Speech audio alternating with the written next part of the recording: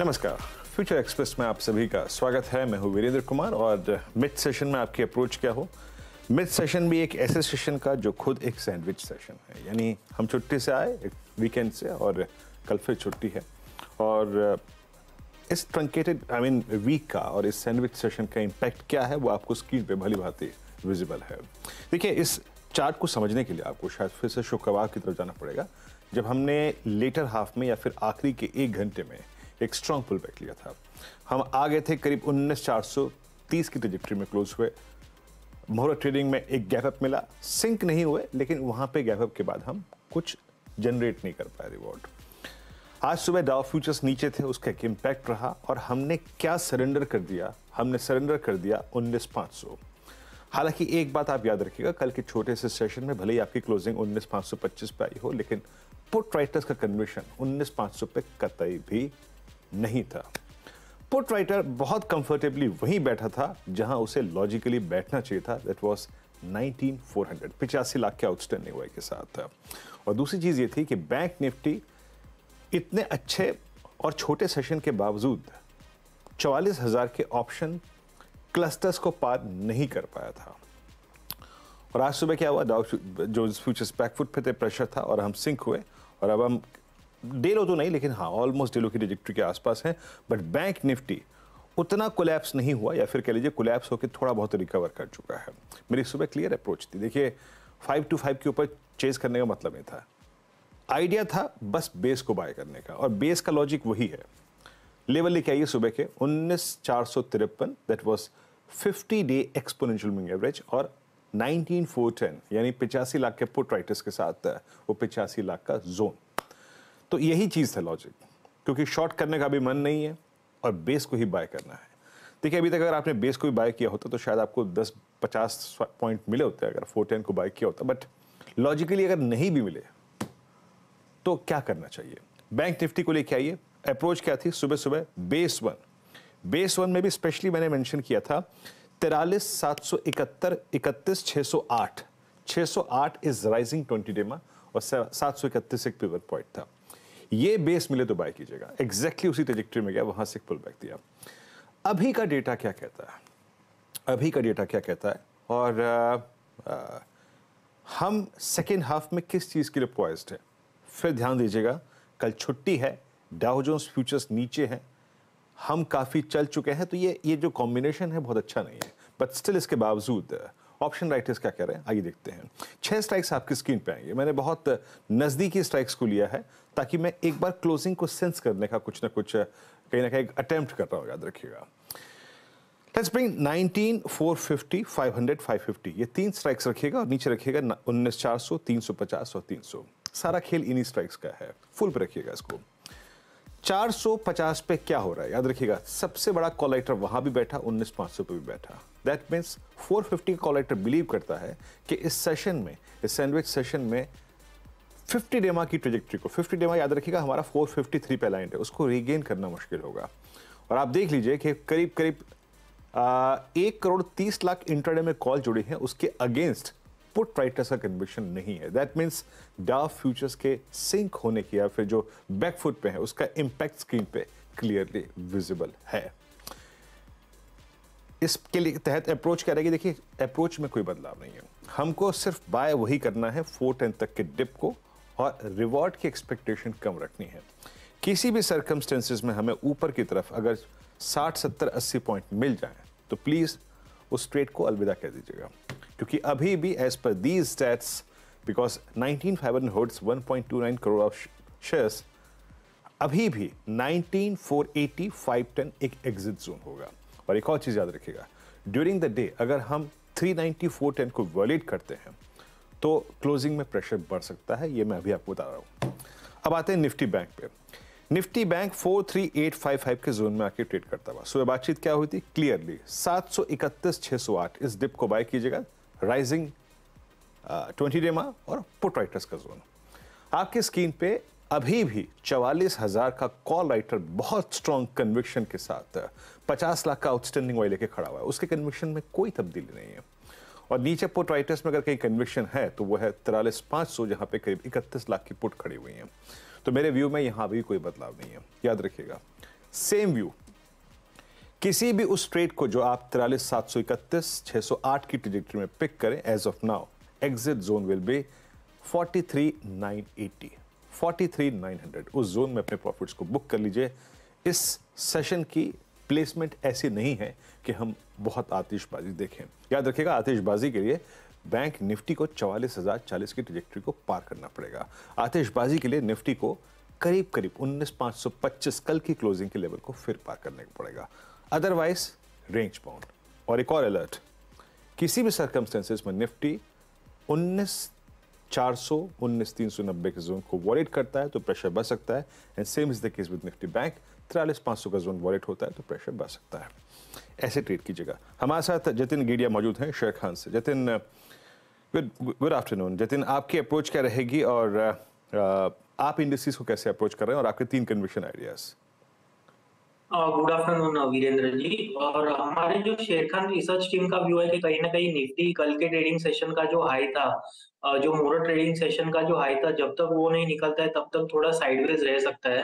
कहीं ना कहीं ब्रॉडर मार्केट में हमें एक पॉजिटिव मोमेंटम दिख रहा है, लेकिन एक स्टॉक स्पेसिफिक अप्रोच के साथ जाना ही बेहतर रहेगा। मेरे को लगता है अगर जो निफ्टी के लेवल्स की मैं बात करूं तो मेरे को लगता है कि 19,380 19,400 एक स्ट्रॉन्ग सपोर्ट जोन है जहाँ पे 40 आवर एवरेज है। तो कहीं ना कहीं अगर जो वो वहां पे डिप आता है तो मैं बाय ऑन डिप की सलाह दूंगा। मेरे को लगता है कि जो सपोर्ट है वो होल्ड कर जाना चाहिए और ऊपर की तरफ फिर से एक हमें पुल बैक देखने मिलना चाहिए। तो बाय ऑन डिप की सलाह रहेगी in the case of Nifty, और ऊपर में मेरे टारगेट्स रहेंगे 19,550 के। बैंक निफ्टी का अगर जो मैं बात करूं तो बैंक निफ्टी ने आज थोड़ा एक पुल बैक दिया है 43,700 जहाँ पे 20 आवर मूविंग एवरेज था, लेकिन अभी भी वहां पे एक साइडवेज एक रुझान बना हुआ है। मेरे को लगता है जब तक 44,100 के ऊपर नहीं जाता तब तक हमें एक साइडवेज कंसोलिडेशन देखने मिल सकता है। तो बैंक निफ्टी में बाय अबव 44,100 और निफ्टी में बाय ऑन डिप अराउंड 19,390 400 के आसपास बाय करना चाहिए। ओके जतिन, स्टॉक स्पेसिफिक होके बात करते हैं। अब आपके 3 कन्विक्शन आइडियाज क्या हैं इस वक्त? स्टॉक स्पेसिफिक अगर जो मैं बात करूं तो मैं 2 लॉन्ग ट्रेड के साथ जाना चाहूंगा। जो पहला मेरा लॉन्ग ट्रेड होगा वो क्यूमिंस इंडिया पे होगा। क्यूमिंस इंडिया में हमें एक फॉलिंग वेज पैटर्न में से ब्रेकआउट देखने मिला था और पिछले 1-2 ट्रेडिंग सेशन से वो साइडवेज हो गया है। तो मेरे को लगता है कि कहीं ना कहीं ये रेंज जो है वो ऊपर की तरफ ब्रेक होनी चाहिए। इसके लिए क्यूमिंस इंडिया पे मेरा बाय होगा। मैं स्टॉप लॉस 1730 का रखना चाहूंगा और टारगेट मेरे 1840 के रहेंगे। तो क्यूमिंस इंडिया मेरा पहला बाय होगा। जो दूसरा बाय होगा वो जेएसडब्ल्यू स्टील में होगा। जेएसडब्ल्यू स्टील में हमने देखा है कि पिछले 3 से 4 ट्रेडिंग सेशन में एक साइडवेज कंसोलिडेशन हो रहा है। मेरे को लगता है कि आज के ट्रेडिंग सेशन में एक मेटल काउंटर में हमें एक पॉजिटिव मोमेंटम देखने मिला है। तो जेएसडब्ल्यू स्टील लॉन्ग करके चलना होगा। हमारा स्टॉप लॉस होगा 742 का और टारगेट होंगे 782 के। जो शॉर्ट साइड का मेरा ट्रेड होगा वो एसबीआई लाइफ पे होगा। तो एसबीआई लाइफ में हमने रिसेंटली एक पुल बैक देखा था। वो पुल बैक हमें लगता है कि मैच्योर हो चुका है और आज के ट्रेडिंग सेशन में एक शार्प फॉल देखने मिला है। तो मेरे को लगता है कि एसबीआई लाइफ हमें सेल करके चलना होगा और टारगेट्स मेरे 1308 के रहेंगे और स्टॉप लॉस हमें 1360 का लगाना होगा। तो ये 3 मेरे कन्विक्शन आइडियाज रहेंगे। ओके चलिए जतिन, आपके 3 कन्विक्शन आइडियाज रहे। यहाँ पर इन पर हम बात करेंगे एक बार फिर से लौट के, लेकिन थोड़ा सा यहाँ पर विषय में परिवर्तन करते हैं, थोड़ा सा चेंज करते हैं और अर्निंग्स पे फोकस करते हैं। एक बार जरा डायरेक्टर साहब बीएमएल स्क्रीन पे लेके आइएगा। ये एक स्टॉक और आई थिंक आप इसकी प्राइस परफॉर्मेंस से वाकिफ होंगे भी। पिछले कुछ समय में बहुत स्ट्रॉन्ग मूव देने वाला है। काउंटर 2194 पे ट्रेड करता हुआ। इसके लॉन्गर टर्म चार्ज दिखाइएगा।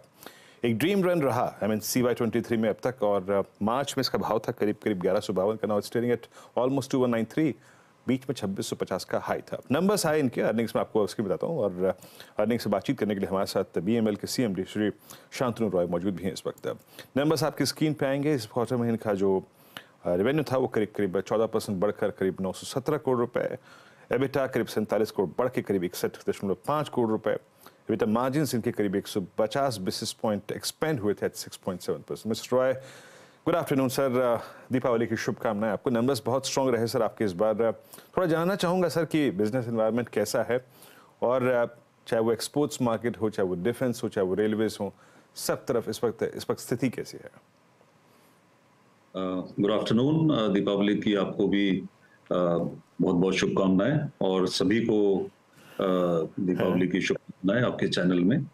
जहां तक मार्केट का सवाल है, देखिए हमारा परफॉर्मेंस काफी स्ट्रांग रहा है पिछले क्वार्टर में, और उसके नतीजे आपके सामने हैं। इसमें जो है, जो मेजर रीजन जो रहा है, जो मेरी समझ से, हमने एम्प्लॉय कॉस्ट पे काफी ध्यान दिया। 2% एम्प्लॉय कॉस्ट घटा। मटेरियल कंजम्पशन मेरा करीब 6 से 7% घटा है। इन्वेंट्री हमारी करीब 6% उसमें गिरावट आई है, और ऊपर से हमारा जो सेल्स रेवेन्यू है वो करीब 14% बढ़ा है पिछले साल के क्वार्टर 2 के मुकाबले। ये सारे कारणों से ही जो हमारा EBITDA मार्जिन है, या फिर हमारा जो पीबीटी है, इसमें बढ़ोतरी आई है। जहां तक मार्केट का सवाल है, जहां तक अपॉर्चुनिटीज का सवाल है, हमारे डिफेंस में इस वक्त काफी अपॉर्चुनिटीज हैं और काफी ग्रोथ है। Same is in rail and metro और माइनिंग कंस्ट्रक्शन, जो कि इस साल में अभी तक हमने जो ऑर्डर बुकिंग की है, इससे कहीं ज्यादा ऑर्डर बुक करने की उम्मीद है अगले 4 से 5 महीने में। तो ग्रोथ प्रोस्पेक्ट्स डेफिनेटली काफी अच्छे हैं। जहां तक एक्सपोर्ट्स का सवाल है, पिछले साल हमने 178 करोड़ का फिजिकल एक्सपोर्ट किया था, जो कि 2019-20 में 14 करोड़ था। तो क्वांटम जंप रहा है एक्सपोर्ट्स में, और इस साल इस exports physical export sales revenue में कम से कम 50% की बढ़ोतरी होनी चाहिए। और ये जो साल है, या अगले साल के शुरू तक करीब 400 से 500 करोड़ के एक्सपोर्ट, फिजिकल एक्सपोर्ट के ऑर्डर हमारे पास आ जाएंगे।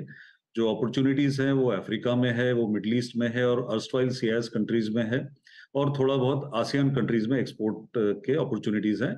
और ये मोस्टली माइनिंग कंस्ट्रक्शन सेगमेंट में रहेगा हमारा, और अभी तक माइनिंग कंस्ट्रक्शन 95% से ज्यादा कंट्रीब्यूट करता रहा है एक्सपोर्ट्स में।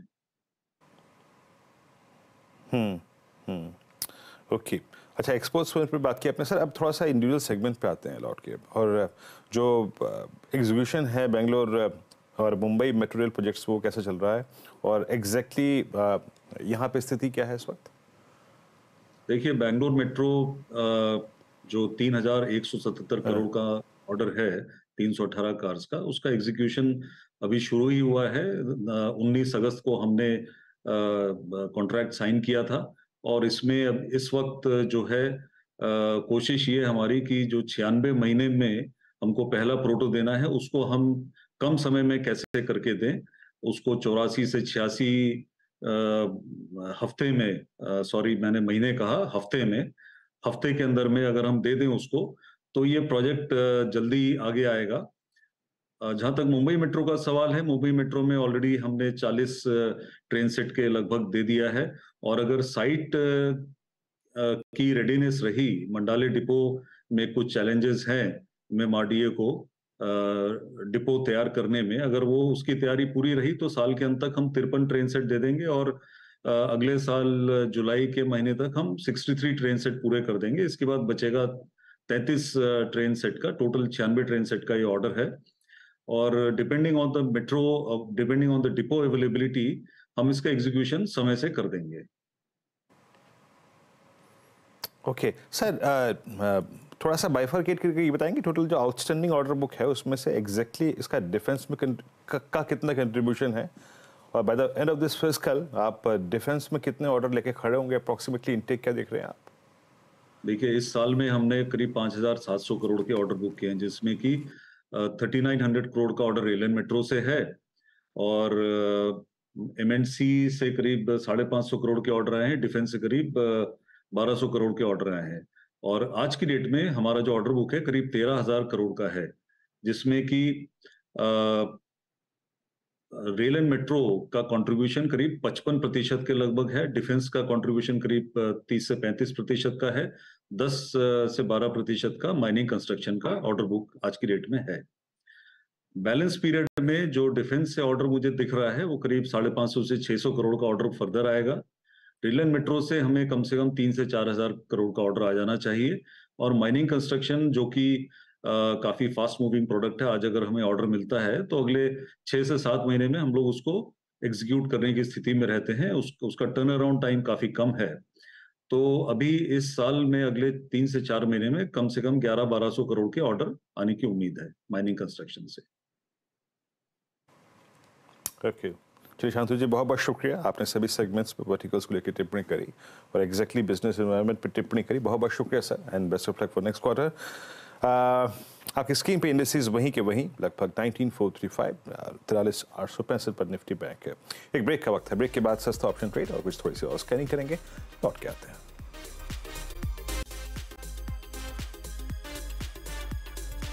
ब्रेक के बाद फ्यूचर एक्सप्रेस में आप सभी का फिर से स्वागत है। और अब एक काम करते हैं, जरा आज के ऑप्शन ट्रेड पे आते हैं। जतिन के साथ पिक करेंगे आज के सस्ता ऑप्शन ट्रेड को। जतिन बताइए क्या पिक कर रहे हैं आप इस वक्त? देखिए, आज का सस्ता जो ऑप्शन है वो मेरा सन टीवी का 670 का कॉल ऑप्शन रहेगा। तो सन टीवी में हमने देखा है कि एक कंसोलिडेशन में से ऊपर की तरफ ब्रेकआउट देखने मिला है। तो मेरे को लगता है कि ये ब्रेकआउट जो है वॉल्यूम के साथ आया है और 660 जगह का जो स्ट्राइक का कॉल ऑप्शन है वहां पे राइटर्स ट्रैप हो गया है। तो मेरे को लगता है कि एक शॉर्ट कवरिंग हमें देखने मिलना चाहिए इसमें। तो 670 का कॉल ऑप्शन जो अराउंड 16 रुपीज 50 पैसे के आसपास ट्रेड हो रहा है, वो लॉन्ग करके चले। और हमारा इसमें स्टॉप लॉस होगा 11 रुपए का और टारगेट होंगे 22 रुपए और 25 रुपए। ओके, सन टीवी याद रखिएगा, सुबह भी हम इस स्टॉक पे बात कर रहे थे और सन टीवी को लेकर बातचीत यही हुई थी कि स्ट्रक्चर स्ट्रॉन्ग है, जो उस वक्त की बातचीत हुई थी, गुफ्तगू हुई थी, और ये अपनी एक नई ट्रेजेक्ट्री में जाने की कोशिश कर रहा है। और उस वक्त लेवल था मेरे ख्याल से 662, याद रखिएगा ये इसका 52 हफ्तों का नया उच्चतम स्तर है। और टेक्निकली स्पीकिंग ये अपनी जुलाई 2000 की जो 18 की ट्रेजेक्ट्री है उसमें एक बार फिर से लौट के आया है। शानदार मूव यहाँ पर। निफ्टी बैंक अटेम्प्ट पूरे कर रहा है, बट निफ्टी का जो प्रेशर है वो बढ़ रहा है निफ्टी आईटी के चलते। निफ्टी आईटी इस वक्त एक बार फिर से देखिए इंप्रेशन क्या है, मतलब किस चीज़ का इम्पैक्ट पड़ रहा है, वो है डाउ फ्यूचर्स का नीचे होना। यूएस मार्केट में आज थोड़ा सा कमज़ोर कारोबार होने की घबराहट के बीच में आज ये आपका निफ्टी आईटी सिंक हो रहा है। निफ्टी आईटी 350 अंक नीचे हैं और डायरेक्टर साहब एक एक करके सारे निफ्टी आईटी के स्टॉक्स दिखाइएगा, स्पेशली लार्ज कैप आईटी। हमने पहले देखा था कि जो लार्ज कैप आईटी है वो दिक्कत में था, और इस वक्त अगर मैं आपको थोड़ा सा स्कैनिंग करके बताऊं आईटी में क्या हो रहा है। Coforge at day low below 20 day exponential moving average. उसके बाद आप दूसरा देखिए, HCL technologies large cap IT में बैकफुट पे 3 दिन का स्विंग लो टच करता हुआ। Infosys almost day low, LNT technology services almost day low, LNT Mindtree almost day low, Mphasis 200 DEMA के नीचे ट्रेड करता हुआ, परसिस्टेंट 10 डेमा के नीचे first time I think post 26 अक्टूबर आया है। और इनफैक्ट टीसीएस बहुत ही नेगेटिव पैटर्न्स के साथ ऑलमोस्ट 27 अक्टूबर के बाद अपनी जो लोवेस्ट ट्रेजेक्ट्री है उसमें एक बार फिर से रोटेट करता हुआ। जतिन, आपका टीसीएस पे व्यू और कोई आईटी दिग्गज में कोई पुट ऑप्शन का व्यू है क्या आपका या शॉर्टिंग का कोई व्यू?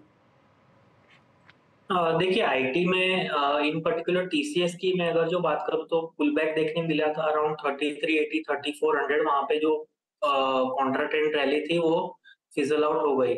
एक इम्पोर्टेंट ऑब्जर्वेशन आज के ट्रेडिंग सेशन में 200 डे को ब्रीच करके नीचे की तरफ जा रहा है। तो मेरे को लगता है कि एक थोड़ा साइन ऑफ वीकनेस है। मेरे को लगता है 3280 3250 तक ये स्लिप हो सकता है। तो इसके लिए टीसीएस इन पर्टिकुलर में अगर जो सेल करके चलना होगा तो टीसीएस में सेल करके चला जा सकता है। 3360 का एक स्टॉप लॉस लगा के। ओके जतिन, बहुत बहुत शुक्रिया, आप इस कार्यक्रम में शामिल हुए, सभी स्टॉक पे, इंडस्ट्रीज पे और ऑप्शंस पे अपना टेक दिया आपने, बहुत बहुत शुक्रिया। फिलहाल एक ब्रेक और आपसे अगली मुलाकात होगी आज कमाई का अड्डा में हर्षता के साथ, अनुज के साथ। तब तक के लिए नमस्कार।